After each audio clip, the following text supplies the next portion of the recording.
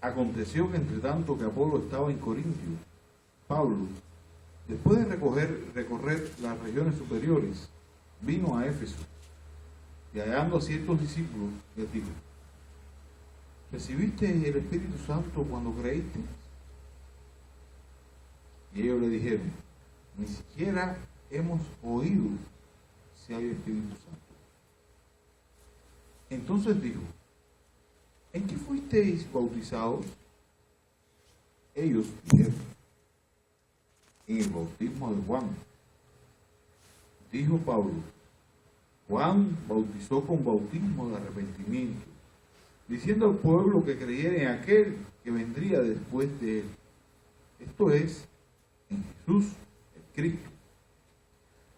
Cuando vieron esto, fueron bautizados en el nombre del Señor Jesús. Y habiéndole impuesto Pablo las manos, vino sobre ellos el Espíritu Santo, y hablaban en lenguas y profetizaban. Eran por todos unos 12 hombres. Hasta aquí, hermanos, que el Señor bendiga su palabra, ¿verdad? Vamos a tener ahora el tiempo de los diezmos y las ofrendas. La Biblia dice de esta manera: cada uno dé como propuso en su corazón, no por tristeza ni necesidad, porque Dios ama al dador alegre. Yo quiero invitarle hoy, hermanos, para cambiar la dinámica, ¿verdad? A que cada uno de nosotros vengamos hasta aquí, hasta el altar, y traigamos nuestras ofrendas a Dios. Y más que nada, ofrendemos hoy nuestras vidas. Pueden pasar, hermanos.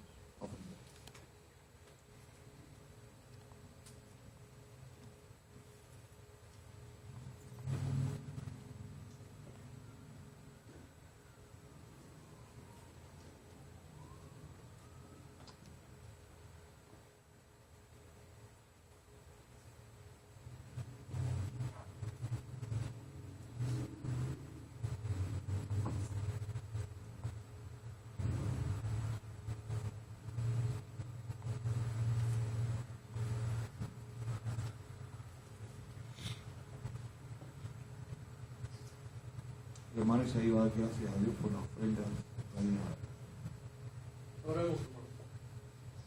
Señor y Padre nuestro, estamos aquí reunidos para adorarte y glorificarte, Señor, para aprender un poco más de tu palabra. También estamos agradecidos de todo lo que tú nos das, Señor. En este momento, el corazón alegre que nos estamos dando un poquito de todo lo que nos das, Señor.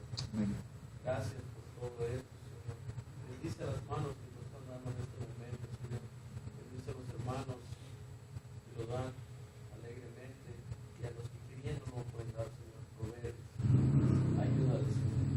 Bendice a los hermanos que en este momento, queriendo estar con nosotros, no lo estamos por cualquier motivo o circunstancia, Señor.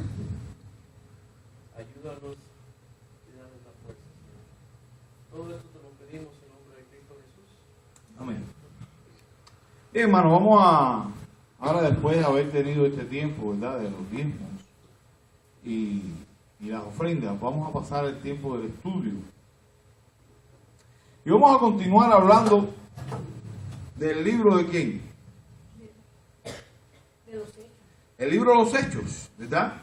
Hoy vamos a estar mirando este pasaje donde Pablo regresa nuevamente a Éfeso, ¿verdad?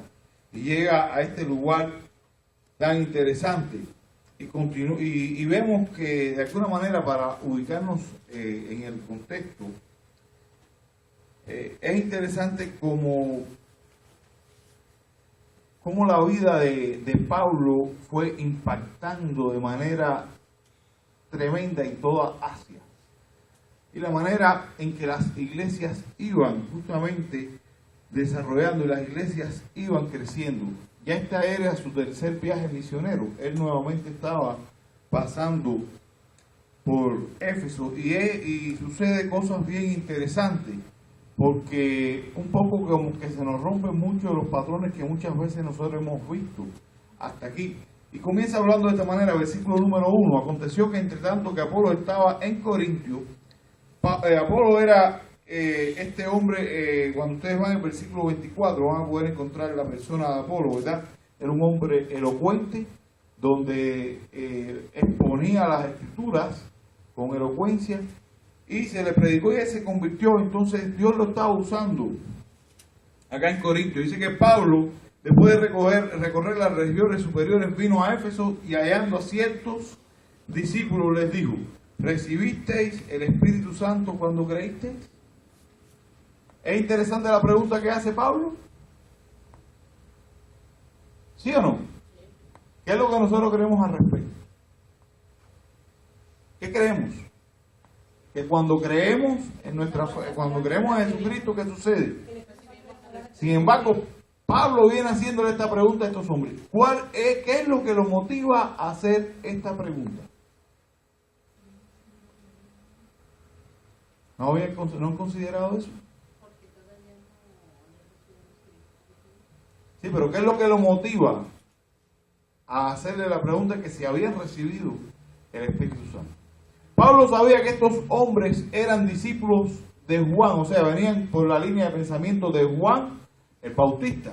Recuerden que Juan el Bautista bautizaba en el bautismo ¿de qué? De arrepentimiento, ¿verdad? Este bautismo de arrepentimiento es el que practicaba, y de alguna manera Pablo los pone en contexto y utiliza una serie de palabras bien interesantes. Dice, entonces dijo, vamos al versículo 4, y la manera en que él les dijo Pablo, Juan bautizó ¿con qué? Con bautismo de arrepentimiento, diciendo al pueblo que creyere en aquel que vendría. Él estaba diciendo, el bautismo o la prédica de Juan era una preparación para aquel que iba a venir. Y ya Jesús vino. Ya ustedes entonces no necesitan bautizarse en aquel bautismo de esperanza de que ha de venir, que era el bautismo de arrepentimiento, sino ustedes necesitan bautizarse ahora ya en el nombre de quien vino. Recuerden las palabras que Juan dijo, ¿verdad? Con respecto a, después de mí viene uno que es mayor que yo, del cual yo no soy digno ni siquiera de desatar su calzado, ¿verdad? Y de alguna manera Juan había preparado y estaba hablándole justamente a sus discípulos acerca de esto. Y Pablo le estaba diciendo, ya dejen de estar andando en los caminos de la esperanza de aquel que ha de venir, sino estén en el camino de aquel que ya vino. Y este es Cristo el Señor, el que ya justamente resucitó. Dice, en el versículo 2, la expresión que utilizan los apóstoles, estos discípulos de Juan es interesante cuando dicen, ni siquiera hemos ¿qué? Oído de que si hay un Espíritu Santo. Y esto fue lo que de alguna manera los llevó a este bautizo. Pablo justamente bautiza a estas personas. Miren, aquí se está hablando de dos bautizos. Está hablando del bautismo de Juan y el bautismo de Jesús, en el nombre de Jesucristo. Yo pensaba, tuve que estudiar el texto varias veces hoy para poder comprenderlo. Yo pensaba que se estaba refiriendo al bautismo en el Espíritu, pero aquí se está refiriendo al bautismo en agua. Busqué varios comentarios y busqué bastante, y se está refiriendo justamente al bautismo en agua, porque después es que viene la venida del Espíritu Santo sobre la vida de estas personas. Dice que Pablo, cuando oyeron esto, fueron bautizados en el nombre del Señor Jesús, y habiendo impuesto las manos, vino sobre ellos el Espíritu Santo, y hablaban en lengua y profetizaban. O sea, fue un hecho que de alguna manera marcó la vida de estos hombres. Pero nos surge una pregunta: ¿acaso cuando uno es bautizado en el Espíritu Santo es necesario que hable en lenguas? Sin embargo, vemos que es un hecho que ocurre muy a menudo en las Escrituras, ¿sí o no? Vamos a tratar de ponernos en contexto. Les voy a comenzar a poner simplemente ejemplos. Cuando Pablo creyó en Jesucristo, ¿habló en lenguas? No, la Biblia no habla nada al respecto. Cuando el carcelero de Filipo creyó, él toda su casa, ¿hablaron en lengua? No. Cuando Lidia creyó y toda su casa, ¿hablaron en lengua? No. Y así podemos comenzar a hablar de una cantidad de personas que realmente, cuando aquellos 3,000 se convirtieron, ¿todos hablaron en lengua? No. No necesariamente es algo que ocurre, que muchas veces se confunde, ¿verdad? Con el bautismo del Espíritu Santo. No necesariamente las personas tienen que hablar en lengua. Yo personalmente considero que es un don que se sopla. Estoy dando un criterio muy personal, ¿ok? Yo creo que es un don que ya no está vigente dentro de la iglesia porque de alguna manera no cumple ninguna función. Esto era una señal de la venida justamente y de la presencia de Jesucristo. Dice, y habiéndole puesto las manos, vino sobre ellos el Espíritu Santo. Estamos en el versículo 6, hablaban en lengua, ¿y qué más hacían? Y profetizaban, y eran todos como 12 hombres. Viene el versículo número 8. Y entrando Pablo en la sinagoga, habló con de nuevo por espacio de 3 meses, discutiendo, ¿y qué más? Y persuadiendo acerca del reino de Dios. De manera que hay un patrón que sí se ha cumplido en todo el libro de los Hechos. Pablo siempre estaba predicando acerca del reino de Dios. O sea, la predicación del reino era algo de la vida cotidiana del apóstol Pablo. Y es algo que de alguna manera nos surge la pregunta a cada uno de nosotros. ¿Cuán cotidiano está en mí la predicación del Evangelio a diario? Hermano, usted me había levantado la mano.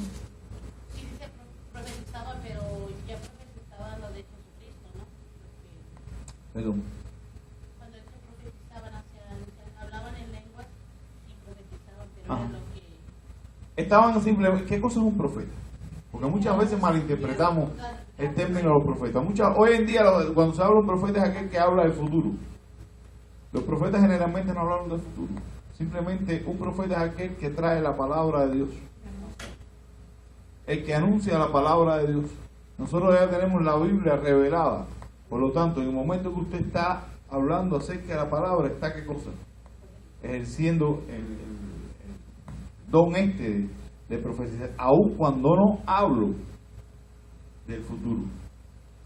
Recuerden, cuando ustedes van a la escritura, más bien, los profetas, el tema no era tanto de adivinación ni nada por el estilo, más bien lo que proferían eran juicio por el pecado que habían cometido el pueblo de Israel. Estoy refiriéndome justamente a todo el Antiguo Testamento, y es lo mismo que vamos a encontrar a través de todo el Nuevo Testamento, incluso en la vida de cada uno de los apóstoles. Ellos cuando hablaban siempre acerca de las verdades que Jesucristo había enseñado, y este es justamente el Evangelio.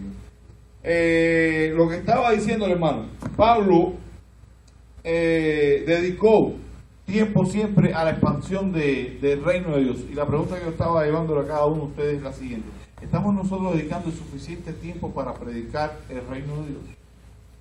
O sea, ¿está en nuestros labios constantemente la predicación del Evangelio? ¿Lo está?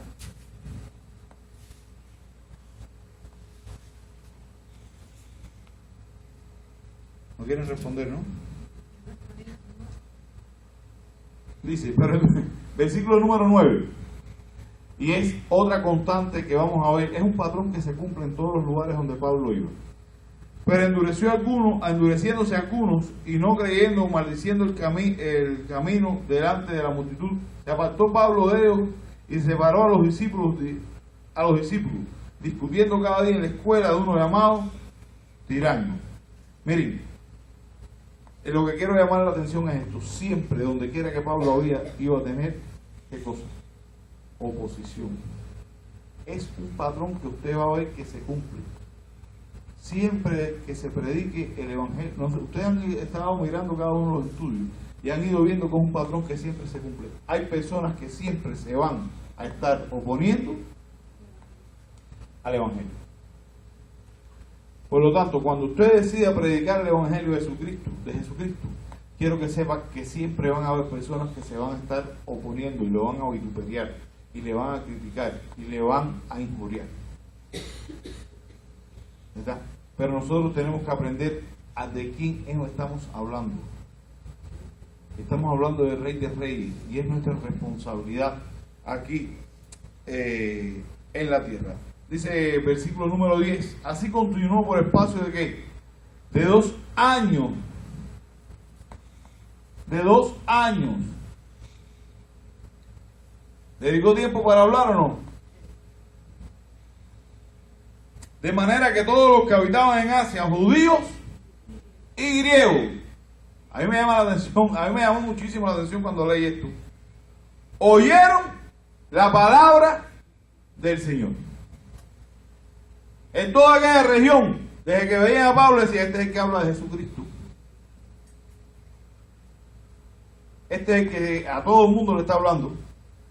Dice que todo judío y griego, ¿qué hizo?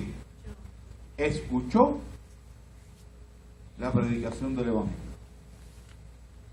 ¿Qué tiempo llevamos aquí en Las Vegas? ¿Qué tiempo? 10 años, ¿quién lleva más de 10 años? 15 años. Nosotros más nuevos somos nosotros. Sí, ¿verdad? Eso lo sabía, no me dejé ni preguntar. Mire, hermano, ¿le han predicado a 1000 personas?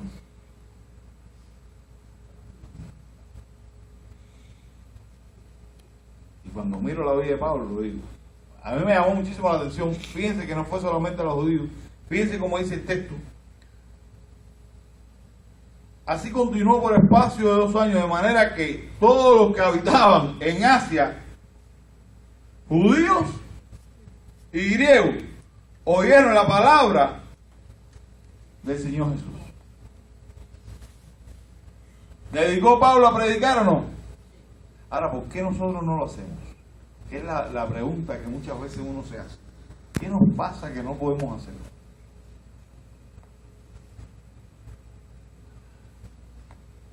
Podemos encontrar una cantidad de excusas tremenda, ¿verdad?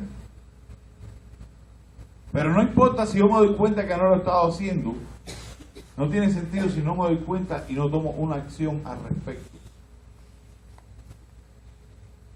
Ustedes saben que uno de los problemas más, uno de los pecados que afecta más la iglesia es el pecado del silencio. ¿Han oído el pecado del silencio?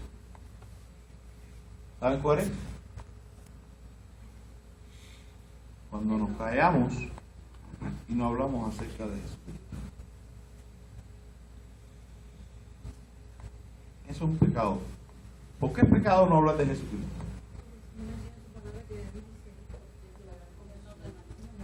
Porque hay un mandato. En la Gran Comisión hay un mandato. Dios nos manda.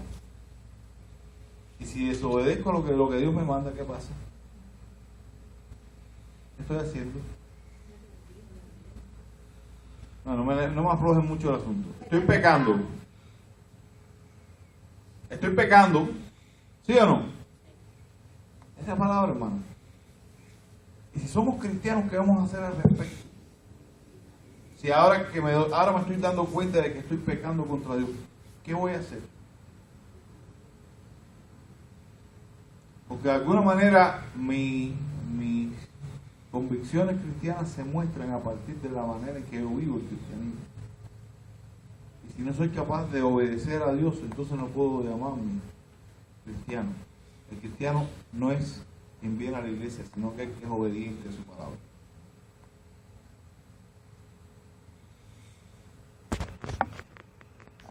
La obediencia es la mejor expresión de adoración que podemos darle a Dios.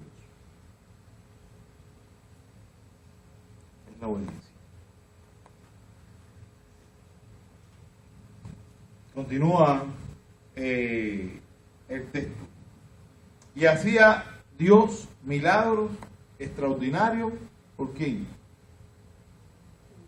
Por mano de Pablo. Hoy los nuevos predicadores dicen que hacen milagros ellos.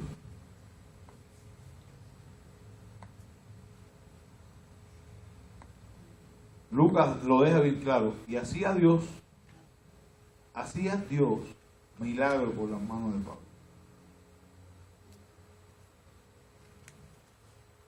¿Está haciendo Dios milagros hoy? Si yo no creo que Dios estuviera haciendo milagros, estuviera sanando, no estuviéramos orando por nosotros. La Biblia dice que Él es el mismo ayer, hoy y por los siglos.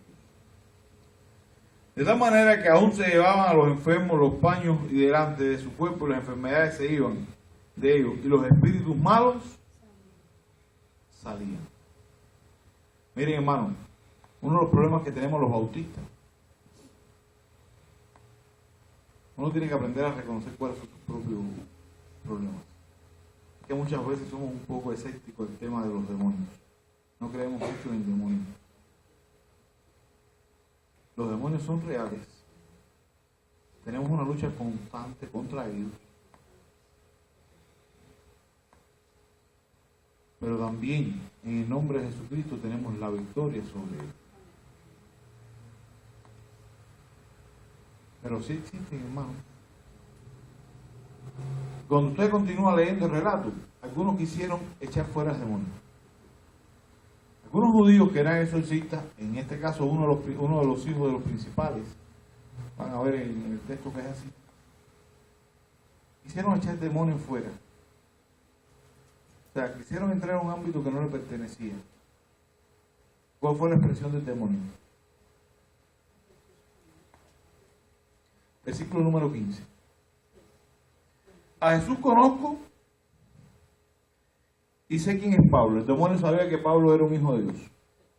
El demonio sabía que Pablo hablaba en el nombre del Rey de Reyes, que era un embajador y que tenía autoridad, porque la autoridad de Cristo le fue a toda autoridad a la ciudad, ¿verdad?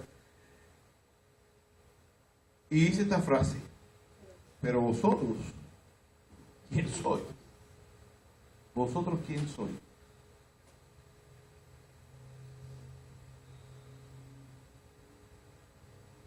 ¿Se atreve usted a una lucha espiritual con un demonio?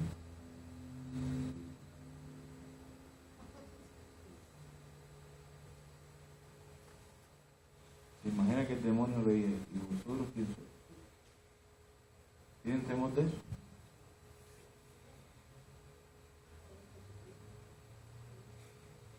Están hablando ahí. No quieren lidio con los demonios, ¿no? No, yo tampoco. Allá, él allá y yo aquí. Pero yo vivo totalmente convencido de que Cristo ya nos dio la victoria y que Él no tiene ninguna autoridad sobre mí. Sobre mí reina Cristo y su Espíritu Santo, por lo tanto no tengo de qué temerle. No tendré temor. Porque mayor es el que está conmigo. Y no se trata de mí, se trata de la persona que está en mí.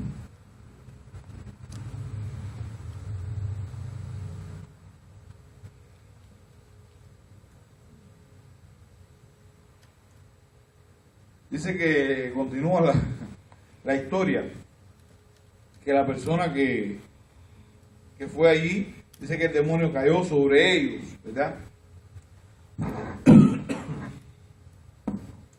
Cayó sobre ellos. Una de las cosas que me llama la atención con respecto a todo el tema de la lucha espiritual, yo creo que uno espiritualmente tiene que estar preparado, pero yo veo que la preparación espiritual no se trata de que voy a ir a echar un demonio fuera y voy a estar orando por ese demonio. No.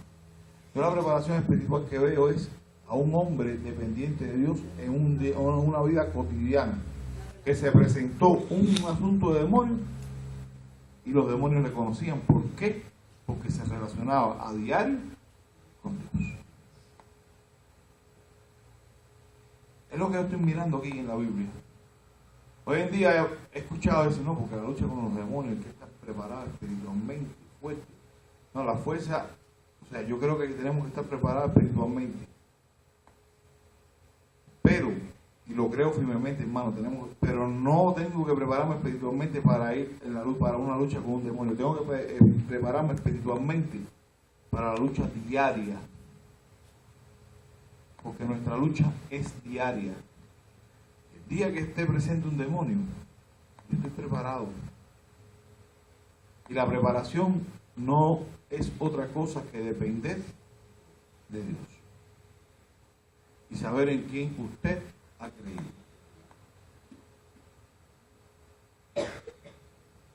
Vivir confiado en Cristo. ¿Ok? No puedo llevar una vida más religiosa que la que alguien. Significa que estoy mejor preparado. La mejor preparación es la de un corazón que está entregado a Cristo. Y este era el apóstol Pablo. A los otros eran judíos que tenían la práctica del exorcismo. Pero su experiencia fue de las peores. Quiero llamar la atención hasta el versículo 18. Dice, muchos de los que habían creído venían confesando y dando cuenta de ¿qué? De sus hechos. Muchas personas vieron todo lo que había sucedido y creyeron. Pero lo que me llama la atención es esto. Vinieron confesando y dando cuenta de sus hechos. Reconociendo su pecado, confesando su pecado. Muchas veces decimos, hermano, yo creo que, déjeme decirle, no creo que el perdón me lo pueda impartir ningún sacerdote. Vamos a partir de ahí, ¿vale? No haya confusión. Pero la Biblia, cuando habla de confesar pecado, también habla de confesárselo a alguna persona, que es la manera de reconocerlo también públicamente. He pecado en esto, independiente que tenemos que hablarlo con Dios. Pero es un patrón que veo que también la Biblia habla. Porque muchas veces decimos, no, mi pecado se lo voy a confesar a Dios. Como que me da... Yo sé que el pecado siempre avergüenza.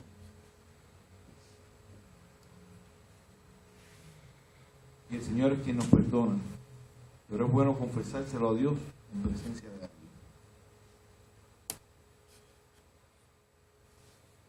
Esto es lo que estaban haciendo estos hombres ahí, ¿no?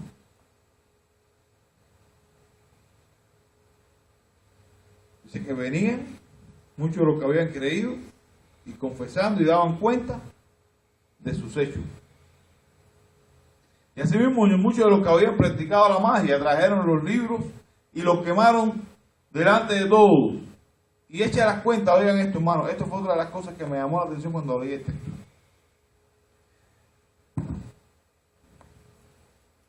Y echa las cuentas de su precio, hallaron que era ¿cuánto? 50,000 piezas de plata. Estamos hablando de quizás libros muy valiosos. Muchas veces tenemos que deshacernos de cosas valiosas si realmente queremos seguir aquí. Dicen que ¿qué hicieron estos libros? Quizás ellos podrían haber dicho, miren a ver si muchas personas no pueden razonar de esta manera. Ok, yo no voy a practicar más la magia, yo creo ahora en Cristo, estos libros los voy a vender. Los voy a vender y con el dinerito bueno, podemos hacer algunas cosas.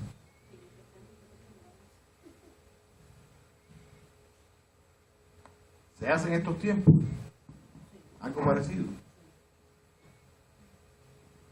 Queremos deshacernos de las cosas que nos estorban, pero no las desechamos. Si no las vendemos y le sacamos un provecho para que le estorbe entonces a otra persona. Aprendamos a romper de una vez y por todas con aquello que nos sirve de estorbo en la vida espiritual. Dice, y así crecían y prevalecían poderosamente la palabra de Dios. ¿Verdad? De esta manera crecía la palabra de Dios. Cuando un pueblo decide quitar todo lo que le estorba, cuando un pueblo decide como iglesia, o sea, estamos refiriéndome ahora, cuando una iglesia decide quitar todo lo que le estorba, todo lo que le es pecado, y lo confiesa, la mano del Señor está con él. Esto es lo que estaba sucediendo en Éfeso.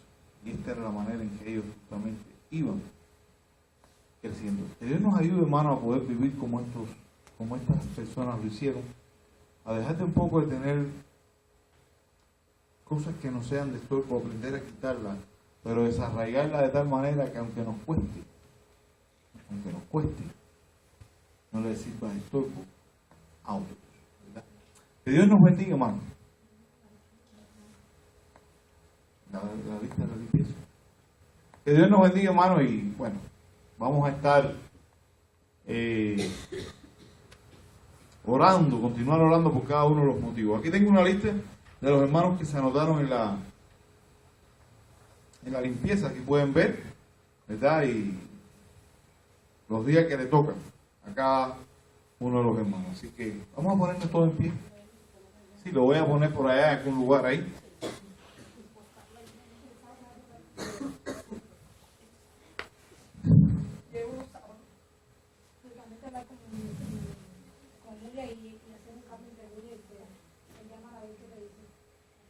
Bien. Vamos a orar. Señor, te damos gracias por tu amor, tu misericordia y por tu palabra. Ayúdanos a vivir acorde a ella. Ayúdanos a tener una dependencia total en cada una de las cosas que hacemos y a quitar de nuestros corazones todo lo que nos estorba. Oh buen Padre, te rogamos que